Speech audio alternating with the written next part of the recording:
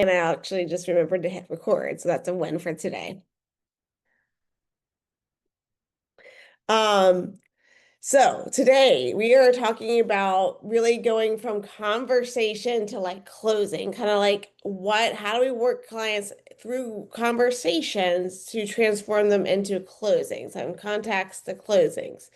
So like make build that momentum from every introduction that you have, because like I always say, real estate can be very complicated.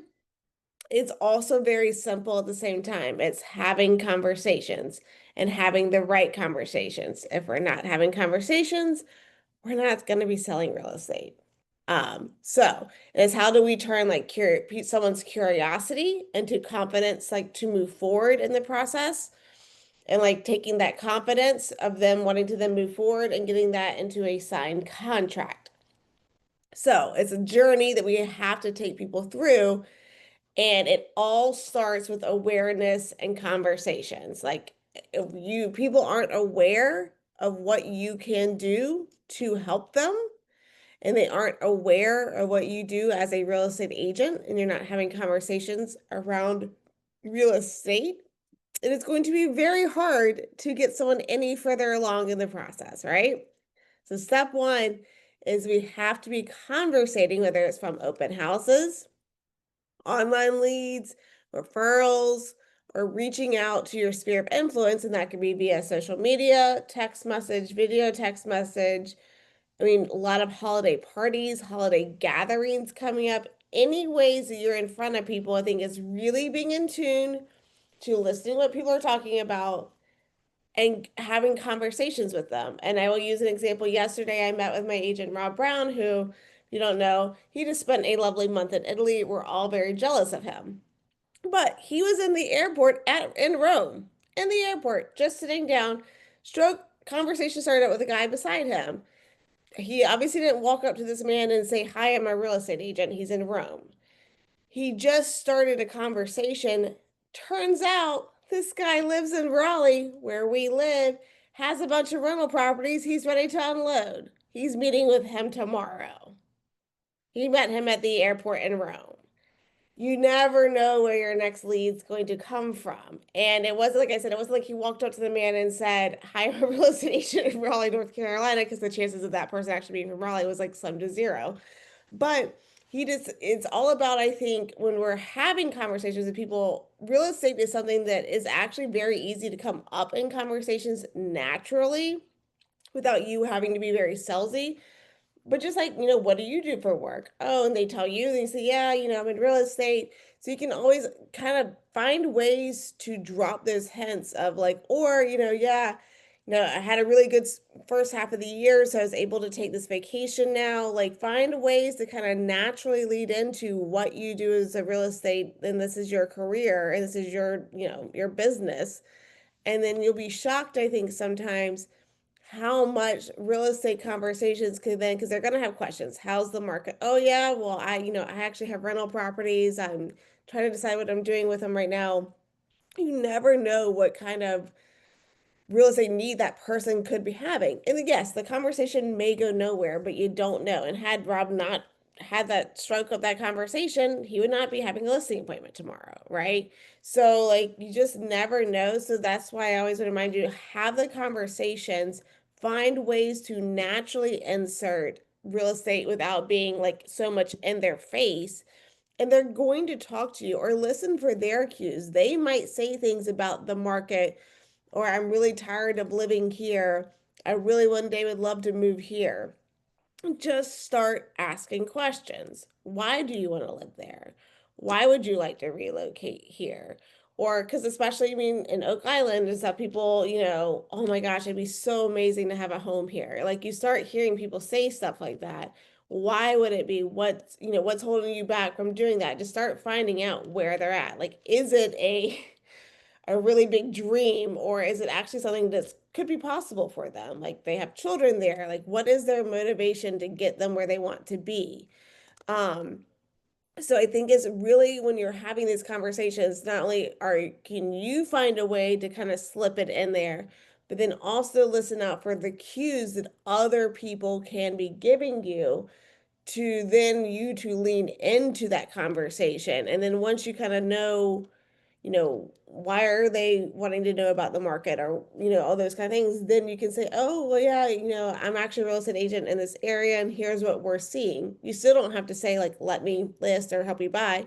You can start to just provide value and educate them a little bit on different things, which will then naturally keep the conversation going. Does anyone else have any cool examples of times they had just an unexpected conversation that led into real estate?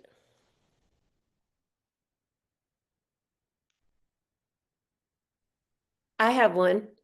So we went to the Parade of Homes together as a group, and I was just walking around and I just ended up running into someone that I used to work with like literally 15 years ago. And we were just talking, just having a good time. It wasn't really anything about business. She had been in the mortgage business, but I just kind of assumed that she had gotten into real estate, and she was there. And we just talked, and that was it. And then 2 days, I said, well, I'm in real estate now. And she's like, oh my gosh, that's so good. And 2 days later, she reached out on Facebook and said, I've got someone who needs to sell their house. And I told them that they need to talk to you. And I was like, wow. I mean, that was just having a conversation there at the Parade of Homes, where it's usually mostly agents that you're not going to get a lead from. Right. So yeah, it says never count anyone out. You don't know. Someone could be super busy as well, or they just like that's not their forte, or they don't, you just never know. So I think it's just never discounting out any opportunity as a chance to have a conversation that could lead somewhere. Sometimes it's gonna go wrong, sometimes it's gonna be someone who's wasting our time, someone who has no, actual intention of ever buying or selling a house. Yes, those are going to happen, but we have to go through those no's to get to that yes, to find that one that is serious. And then kind of talking about in the conversation pipeline, thinking about it, like once you've had that initial conversation, you've established that there is a real estate need of some kind there. It's the nurturing and the trust building, which I think, y'all tell me if I'm wrong, I think sometimes this is our biggest. If there's one place I see things break down, this is it. It's always fun to have that initial conversation and be like, oh my gosh, they might need me as a real estate agent. But if they're not ready to sell or buy tomorrow, I do think one of the biggest shortcomings sometimes agents have is that they then don't do the best follow-up. They let it go. Um, Look at you, Michelle. So Michelle just put a great example in the chat of follow-up. And then, it will pay off. But I do think that is a lot of times where the breakdown comes in for us is we're so excited at that moment, like, oh my gosh, we have a lead. But then when we realize they're not ready to buy or sell tomorrow, we drop the ball and we don't do that consistent follow-up.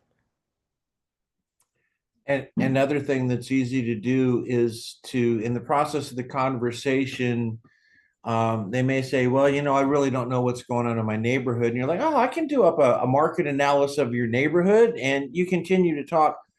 When you say things like that, it's very easy to get busy and to forget, but now you've lost all credibility because you said you were going to do something and now you haven't done it.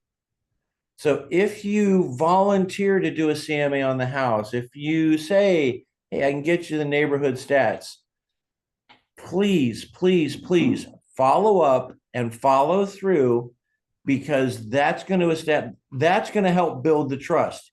You said you were going to do something, you did it. That makes you trustworthy. Excellent point. You're demonstrating right there your professionalism when you do items like that. And like what Michelle's talking about, where she went in, she followed up with phone calls and texts, and then she dropped a bottle of wine when the lady got divorced. That's showing that you are paying attention to what is going on in their life. You're not just anyone else is just like, oh, you're only in it for the transaction. No, you're actually care about them. You're paying attention to what is going on, and you're helping celebrate those wins in their lives, or even if it's a condolence card that you're giving them, you're paying attention. You're not just waiting for them to call you. You're actively reaching out and connecting with them and building that trust because it shows that you actually do care. You're paying attention to what's going on in their life. You're giving, consistent follow-up, always like kind of what kind of value-driven communication can you keep providing them? Like what market education can you give them?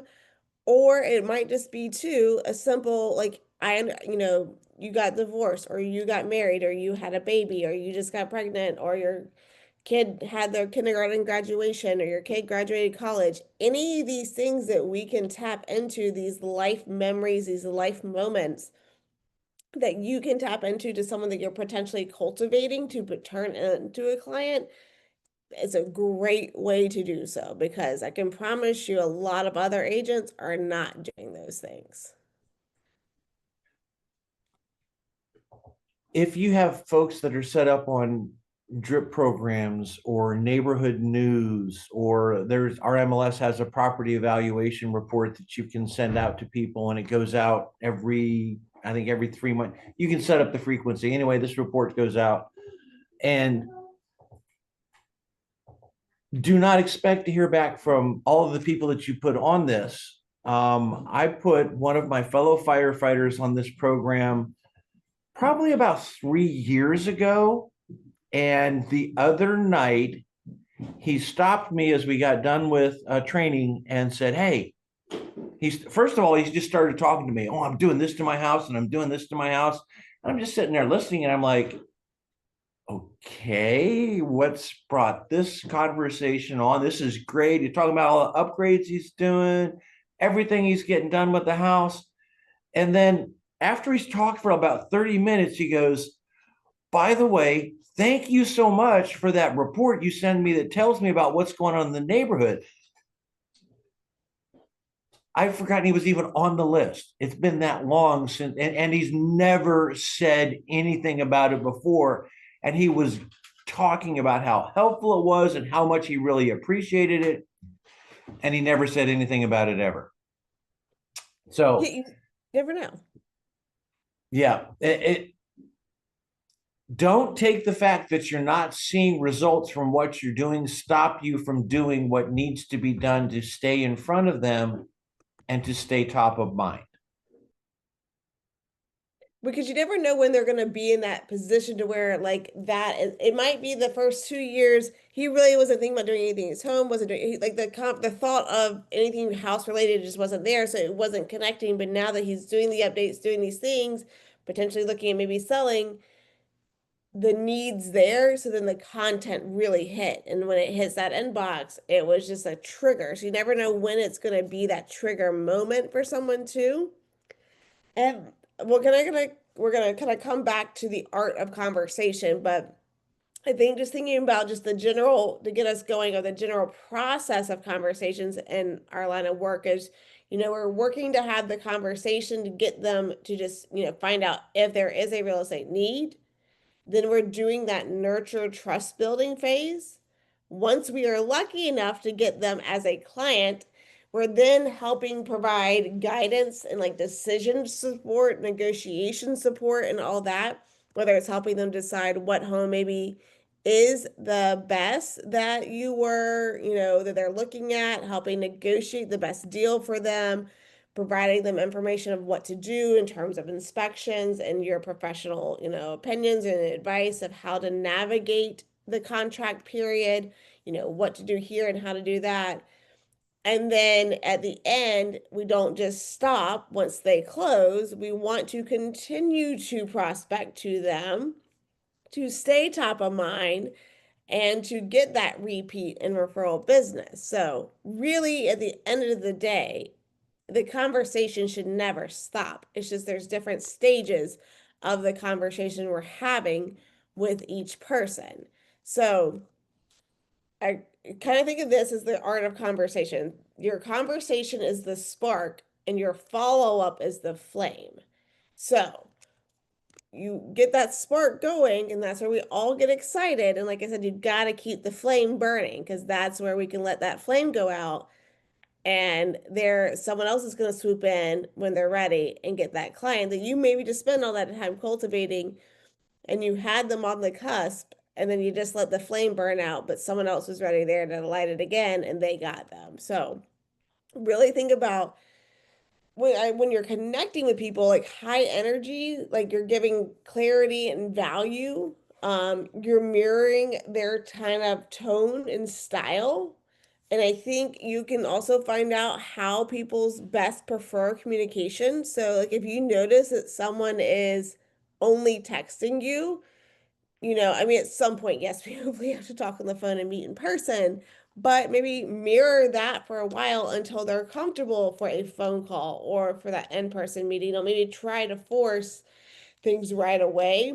Because if we let people kind of still feel comfortable, eventually you'll continue to build that trust to where they will then maybe agree to the in-person consultation or the phone call or a Zoom call even. And I think in the beginning, we really had to focus in on asking curious questions because motivation is what we need to know. And like I said, it's okay if they're not going to be ready to do anything for 6 months or a year. That's fine. You just want to know that so you know how to structure your follow-up. How on top of them you should be. If they're looking to buy next month, we might want to have more consistent communication right out of the gate. Versus if we notice a long cultivation of a year, once again, we're not going to just not speak to that person, but it might be once a week, once every 2 weeks, once a month, like there might be a different cadence we set up. So we need to know how to structure our time because that's also the one thing we'll do is we will overwhelm ourselves sometimes, maybe focusing on someone who is a year out from really doing anything. Like I said, not to say that they're not important, they're still important, but we may not need to be having daily follow-up calls with them if they're not going to buy for the next year. So we need to know where is our time most best spent and planning out our structured follow-up so we don't get overwhelmed at any time. So, what's driving your move? Kind of like we were talking about, finding out like why would you like to relocate here? Do you have family here? Do you have friends here? Why do you feel like now's a good time for you? Kind of what's going on, or why it's vice versa. Why are you looking to sell your home? Okay, where are you relocating to? Why are you relocating there? If it's for a job, there might be a sensitive timeline, or family, they're very motivated to get to them because they're about to be grandparents, or just finding out that reason why can really help structure your future conversations with that person. What would make this the perfect home for you? Why is this area important to you? Why do you want to live here? The more you can understand and ask what, why, or how questions, any question in general, the more you can get them talking, the more they'll give you. So then you can know if you're on the buy side, really what is the type of home they're looking for, like what truly is going to fit the reasons for relocating or moving, um, what's going to fit their lifestyle. Also, if you're on the list side, knowing their motivations to sell will help you guide them in pricing, how the home looks, presentation, and all those things. But we've got to talk less about the transaction and don't make it feel so transactional, and more like the transformation of what the move will do for them. What will this transaction do for you? And focus more on that versus just getting the transaction done, if that makes sense. So any thoughts, questions? Anyone want to chime in with anything on any of that so far?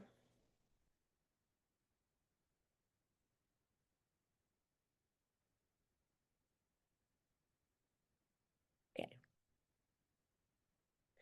All right. So we now know we have to be asking questions. And so then I do have some handouts. I just some simple ones I'll put in the chat too at the end. I'll put those in the end, but I think there are some good follow up with intention kind of guidelines. So It says most leads don't convert because the agents disappear. And that's just what we've been saying. We disappear and because we try to move on to the next hot potato because we think that hot potato is going to buy tomorrow. And we forget this hot potato that is still a hot potato, just might be a slightly longer timeline. And we don't want to disappear. So we have to have different kind of types of follow-up, and you got to kind of maybe think about where are they coming from. If it's an online or a sign call, do you think that's a different type of lead versus a referral from your sphere? Would you say time is probably more response time is a little more, what's the word? Like if it's an online or a sign call, you better respond right away because that means they're going to probably be calling. If you don't respond, they're calling someone else pretty quickly, right? But if it's a referral from one of their super good friends who had a great experience with you maybe don't have to call them back within like 5 seconds, but like you might within, the hour or that day, you're responding and following up, right? So there could be a slightly different response time depending on where the lead comes from. It's kind of what I'm getting at. And then from there, if it's an online assign call, like how frequently do you need to keep following up? And I would say if it's an online sign call, I would follow up daily because they're hot, they're on there looking, and you don't want anyone else trying to capture them. Once again, if it was maybe a referral from your sphere, you want to make sure, I would say, you reach out within a few hours of them, and then you are depending on what they say. Obviously, this is all dependent on if they're, they've got the house of their dreams is on the market and they want to go see it tomorrow, or they're just starting and kind of getting their wheels turning in this process. You might can go to just like a touch point every other day to weekly until you kind of they're ready to actually roll, right? So online sign call, your message focus is like, I'm available and here's the value I bring, like speed and value. Like, I'm here, I'm answering your call right away.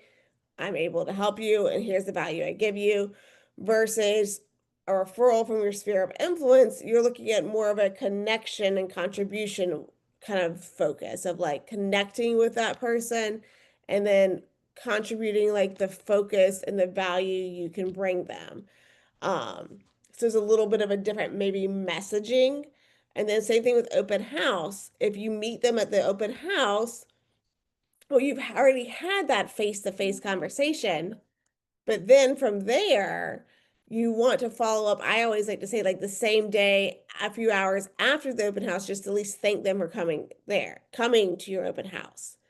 And then you're going to do like a more of a needs-based nurturing based upon what information you learned at the open house. Like, what are they looking for? What's their timeline and all that? You can kind of structure like maybe a set of, 7 to 10 touch points, and whether that's personalized video, like I said, it could be a video text, um, or saw this and thought of you, like text about a property, depending on how your conversation went, market updates, or invitation to other open houses in the area or community events. If you know they're looking in that area and they're super excited to find a place in that area, send them links to community events happening nearby to help, hey, I can really help you, you're connecting with them on their want to be in that area. And then just simple check-in calls. So I think really thinking about where is that lead coming from and then how the cultivation should go. If it's just a plain just referral from another agent, you want to reach out to that client probably very quickly to show that you're on top of it because that agent can very easily just refer it to someone else, right? If you don't do the follow up, someone else will. And we want to get more and more referrals from that agent. So we want to show that we're on top of it. We want to weekly follow up with this person until we can get a consultation set up. We're going to, kind of come at it with gratitude and professionalism on that front. So really, I think thinking about the type of where the lead type is coming from will help determine your response time and like the frequency of the follow up. And I say like follow up until they, buy, sell, or tell you to stop reaching out to them. Anything on that piece about what do y'all think about different, or what have you noticed with different type of leads? Does anyone notice certain things work better with different type of leads in terms of follow-up?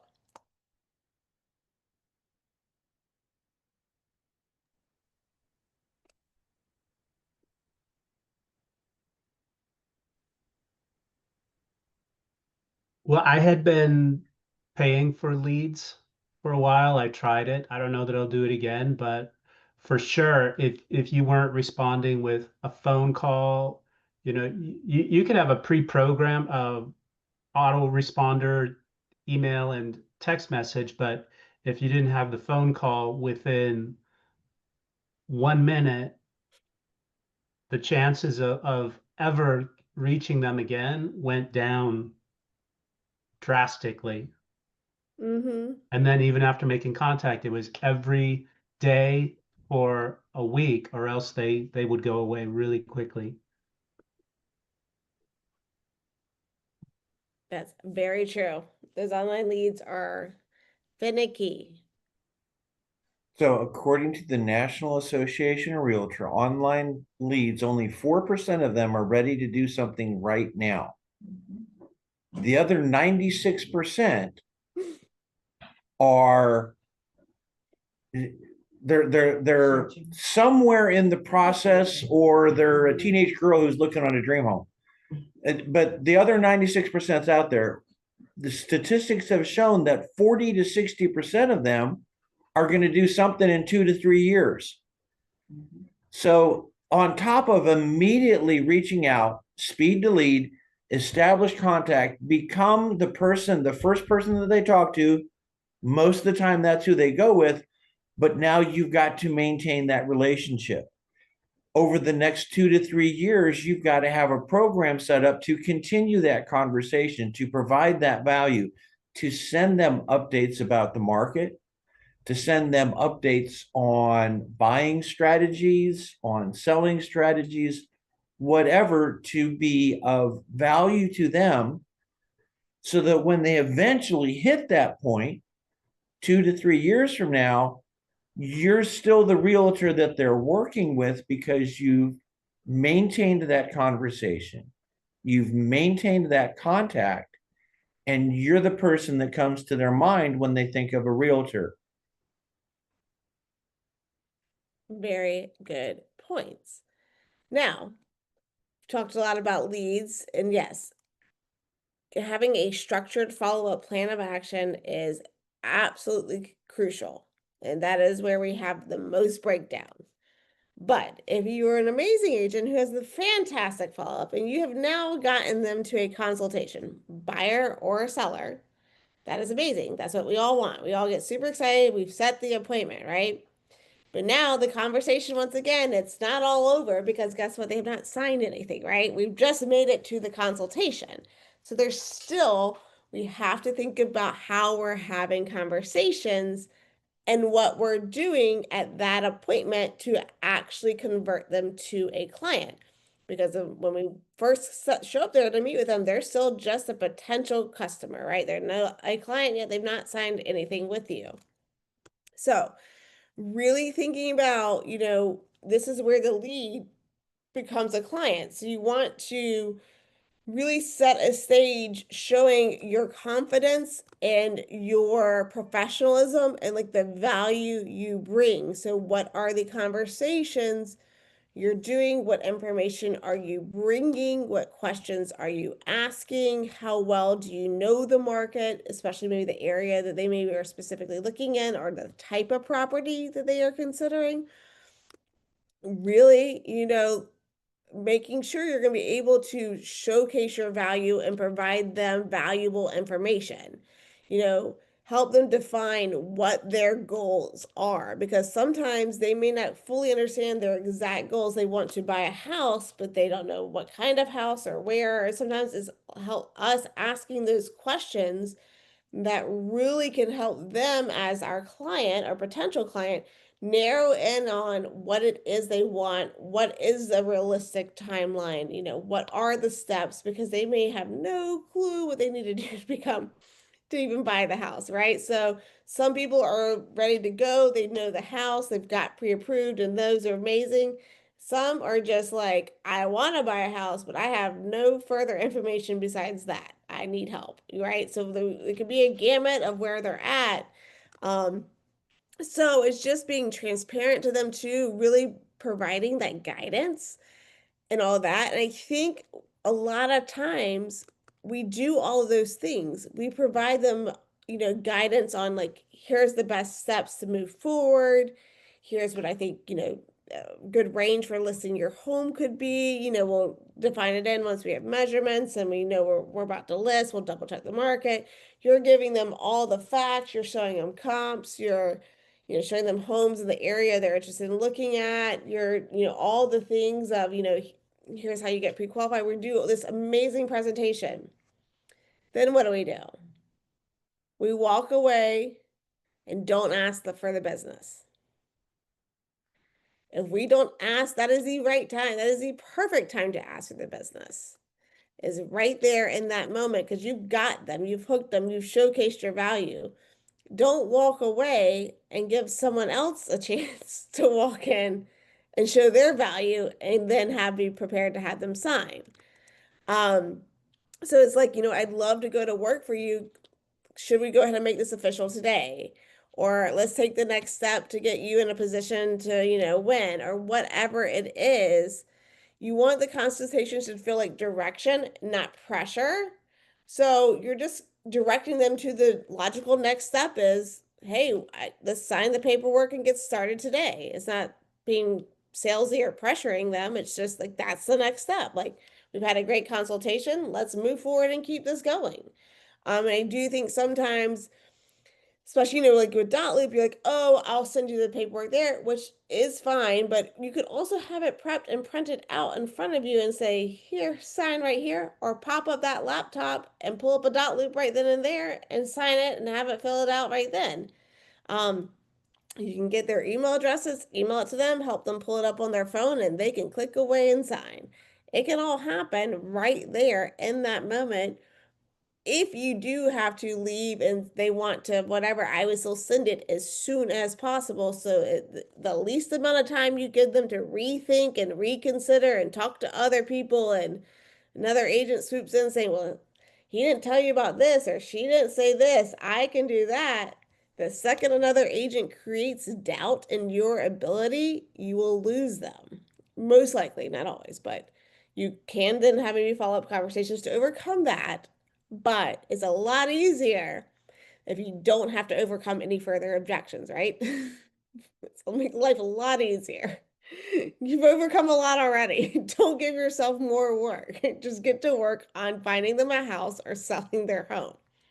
Has anyone had success of like, how do you have those conversations at the end? Like the consultation's gone great. Because yes, sometimes we're gonna have a consultation. It is going to burn and just go to the ground and you're going to walk away saying that did not go or you're like, I don't want to work with that person and all that. There's going to be those moments. But if you've had a fantastic consultation and you want to work with them, what are some ways you kind of wrap that conversation up, or how do you ask for the business or direct them to that next step of signing paperwork? Hi, Lauren. Good Hi. morning. I really like that idea about bringing your laptop or your iPad with you because that's what I do when I go on my presentation. So that way I go ahead and review the form with them. And just like you said, go ahead and send it right then and there. So that way they could go ahead and sign it because you're right in front of them. You ask them if there's any questions you can answer, but I literally go through the form from top to bottom. So there's no questions. So that way it kind of takes away, well, let me go home and read this again. You know what I mean? It kind of takes that away. You're like, oh, I'm right here to answer your questions in front of you. I had success this weekend. I was doing an open house and a couple came in and I really felt like after spending a lot of time with them, they were buyers. I mean, they told me they were buyers and they said, I asked them if they had an agent to help them and kind of went through that and they said no. And they were a little bit older and I carry paper with me. I mean, I've got my laptop too, but I've got the forms with me. And so I said, why don't y'all take a look upstairs? I'll reach back out. And I got my paperwork and I just filled everything out. When they came back down, I just said, hey, I'd love to be your agent. I've got everything we need right here. Would you like to go ahead and sign so I can start looking for homes, pricing, I kind of listed what I would do for them. And they said, yeah, we'd like that. And I just reviewed everything with them on the island and signed them right there. Just met them and signed them. Because I feel like if you've got the paperwork, I'm all about let's sign now. I don't want to leave and send it to you because a lot can happen. On my last listing, another agent had just already contacted them and they were getting ready to possibly sign with that agent in just overnight.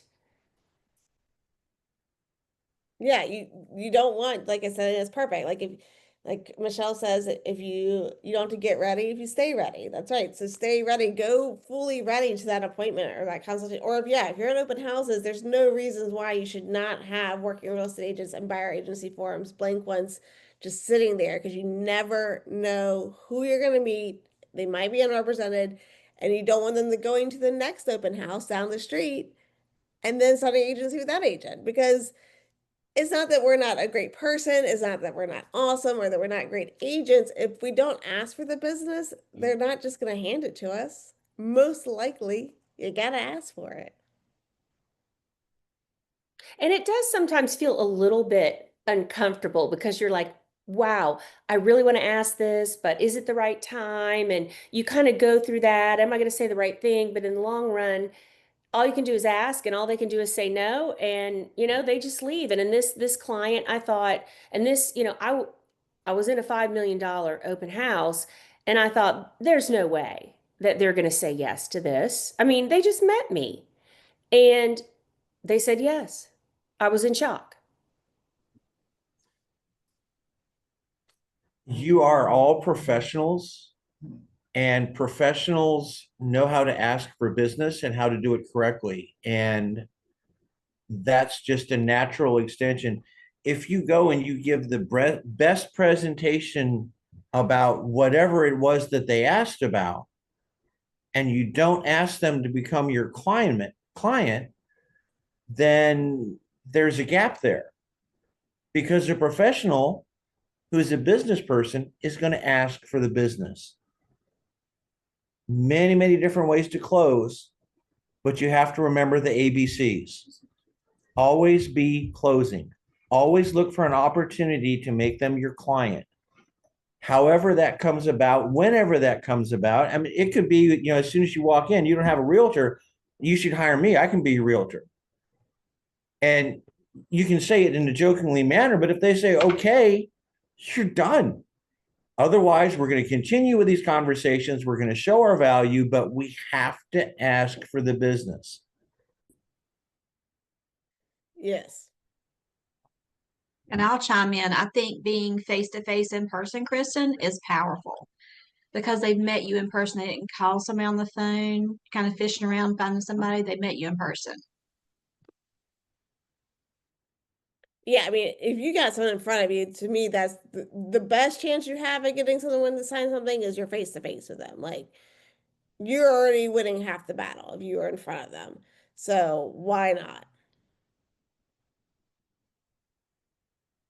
It's just, yeah, it's so I see that a lot are like, well, I wanted to give them time to think it over. And so and they might say that to say, and they say like, oh, we just want some time to like, oh, was there any questions I didn't answer?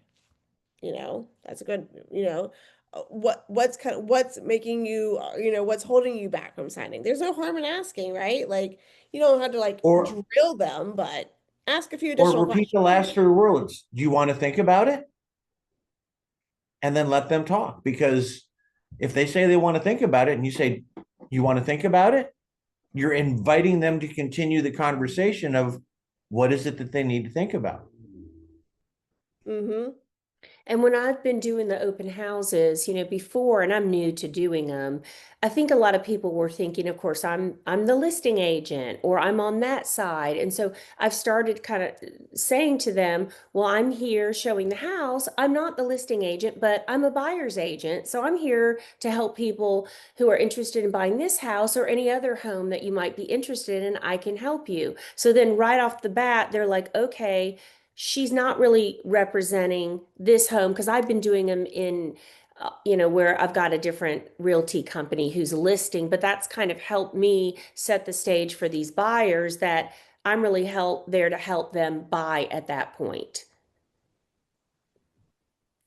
So they understand a little bit more, I feel like. Yeah, and I think explaining that, because we got to remember too, they don't understand everything. Like, we're the real estate expert. They don't understand maybe how all of it works, or they just have, they kind of come in thinking one thing when that may not be the case. So really just honing in on them and asking, and like I said, don't be afraid to say, like, what's keeping you from signing right now? Is there anything else I can explain or, go over review with you to help you feel more comfortable in this, just kind of find out what is their holdup and what is it. And then, like I said, you don't have to like just keep back going in on them to get them to sign or anything, but sometimes by just asking those additional 2 or 3 questions, you will overcome it, and then they really will kind of be like, well, there is no reason why I wouldn't sign, right? Um, and you can get them to that signature more easy than you thought you could. Versus had you just the first sign of no, we just want to think about it and walked out, you're losing the momentum in that moment. But so that's really, I would say, is really honing in on making sure your presentation is great, but then how do you convert them to a client in that moment? What can you say? What questions can you ask to really break down of like, why wouldn't you just go ahead and sign and getting that signature? And then from there, we obviously go in, if we are so awesome enough to get them to sign as a client, and we either help them go under contract on a home to purchase or get their home listed and they're under contract. We have, a buyer came to us and we're under contract. You're continuing to have key conversations to help them then move their home to close, to actually selling it, to either purchasing or selling their home. So we have to, our conversations and our communication has to continue through that. It can't just drop off because we got the listing. You can't just stop contacting them because you got the home on the market. It's following up with them after every showing to review the feedback with them. It's following up with them after open houses to review what the feedback was at the open houses and what traffic was like. Is being proactive and sitting in the golden ruler report. How many views are they getting? What's going on? What activity is happening with their home? What are you doing to market their home? Kristen had a listing and she's been telling them every little thing, because here's the thing, a lot of times we assume they know what we're doing, but actually they have no idea. They think we've just put the sign in the yard and we put it in MLS and we're good. No, she sent them a text of, I swept your front porch, I blew off your driveway. She told the seller she ordered a just listed postcard, sent them, took a screenshot of it, say, hey, I just ordered this postcard. They don't know everything you're doing to promote their home or to make it showcase in the best light, or I wiped down your entryway, or I did this, or whatever it is you did. Don't be ashamed or afraid to communicate that to them, because it shows your value and it shows them why they're paying you, right? Like, why are they using you? You're showcasing that. And when I got like the email saying my house had a website, I reached out and said, "Oh, your house is now on Century 21's website." Oh, I got an email saying it now went to Global Century 21. I said, "Oh, now you're out to 180 websites, 10 languages." I mean, I just kept kind of using these little things as, every couple of days, like, "Oh, I'm doing this, I'm doing that, I'm doing this." So now I feel like they think I'm doing way more than the other agent was that I got the deal from. Right. And so it's these little things, like, we know it. We know it's going Mhm. out to global.century21.com. We know that every website has their own, every listing has their own website. Send them the link to that website that Moxie Mhm. and Press creates for you. Like, why not? Like, show them what is being on, it's automatically done for you, but they don't know that. Like, showcase to them, send them everything you're doing, because you're, once again, you're showing your value. If you're working with a buyer, doing comps, running CMAs, helping explaining why you advise them to offer this or to offer this much DD, or stats about this area in the last 6 months, it's seen this much appreciation in this area, or this new construction builder is known for this, or what is it that you can do, especially in the negotiation process, to advocate for your client. You're protecting their interests, right? So what are you doing to protect their interests? Did you get the builder to throw in a washer and dryer? Did you get the builder to throw in blinds? Did you get the builder to throw in a fence in the backyard? You never know. Like, so what, you're doing all these things to make sure they understand what you're doing to advocate on their behalf. And you're celebrating the milestones with them is another big thing, is like, oh my gosh, we got our first showing. You're celebrating that. Oh, we got a contract, we're under contract now, or we made it through due diligence, yay. Like, whatever it is, celebrate the milestones along the way so they can understand how they're moving through the process, and like how they are closer and closer to closing. Like, communicating timelines and next steps, making sure proper expectations are set, like, it's going to take them probably about, a week or so to get us a DD request, because they just did the inspection on Monday. So they've got to have time to review the findings and gather any information they need. You're not going to hear right away what they're going to ask for in the DD request. So just being sure we're over communicating timelines and next steps, because we got to remember, we're the calm in their storm, and we want to be the hero in the moment, right? So we're going to help keep emotions stable as much as possible and navigate through the process to closing. And then, just because I know time's coming out, we get them to closing, and then we celebrate closing day. And then a lot of times, what do? We don't speak to them anymore. We're like, oh, we got you closed. We got our check. Good. No, no, no, no, no, no. You need to have a post-closing follow-up plan. It does not stop on closing day. You mean, obviously there's that immediate celebration, you're sharing on social media, yay, photos just sold, whatever, all those fun things. That's fantastic. That's what everybody does. What are you doing in the coming weeks and months to stay in touch with them? Are you doing monthly touches of like, hey, especially stuff that maybe came up during the process? Like, did you follow up with the HOA about this? I know you had a question on this. Were you able to get all the utilities set up? Did you get this, or how's everything running? Were you able to get a quote on this one thing you wanted to update or change? Or I know you needed a contractor because you wanted to switch out X, Y, and Z. Were you able to get someone, or or I'd be happy to help recommend anyone else if you want further quotes. Following up with stuff that they were going to do, like just maybe updates, cosmetic things to the home. Hey, how did that turn out when you painted the room blue? Whatever it is, following up and showing that you were actually paying attention during the transaction, and what they were, their vision was for the home, or their plans for the home were. Seasonal reminders of like, hey, did you schedule HVAC tune-up? Or, we're getting into winter. Have you had the heat checked out in the home, especially if they haven't been through a winter before in the home? Have you had the HVAC service to make sure it's great to go for the winter? Those kind of things. Celebrating home anniversaries, just any kind of seasonal kind of or monthly touch you can have to them, I think is fantastic, especially in that first year after closing, really staying present. I mean, does that mean that we stop speaking to them after 1 year? But really keeping going, because you're really then ingraining them as like their realtor, and you're the person that they're going to refer. So like, who else do you know of, making a move? You then don't feel as bad to ask for those, because you've been consistently showcasing your value.